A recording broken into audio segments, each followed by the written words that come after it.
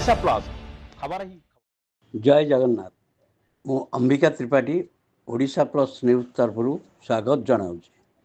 चलते जीवा खबर उपरकू। गीता संगम कार्यक्रम 2026 विश्व हिंदू परिषद हिंदू जागरण एकत्रीकरण भावना 4 तारिख रविवार दिन कटकर नुआ बजार स्थित श्री श्री बेलेश्वर महादेव मंदिर प्रांगण में गीता संगम 2026 कार्यक्रम पूज्यपाद बाबा सत्य चैतन्य महाराज पौरोहित अनुष्ठित हो जाए। मुख्य अतिथि भावे बाबा सदानंद सरस्वती महाराज आशीर्वचन प्रदान करते। श्रीजुक्त विनय कुमार भूया श्रीजुक्त कृष्णचंद्र मिश्र पंचकर्म उपरे वक्तव्य रखिते।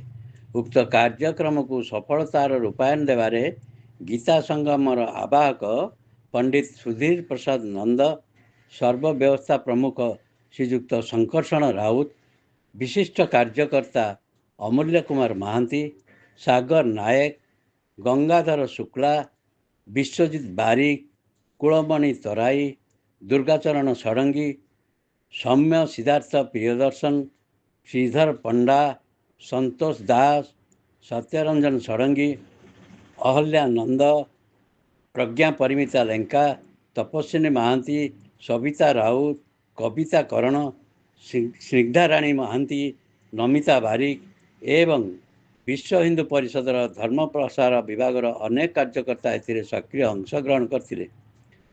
सर्वशेष विश्वजित बारिक धन्यवाद अर्पण करते। उक्त कार्यक्रम में बहु संख्यक श्रद्धालु योगदान करते। समस्त को प्रसाद सेवन में आप्यायित करा जायतिला।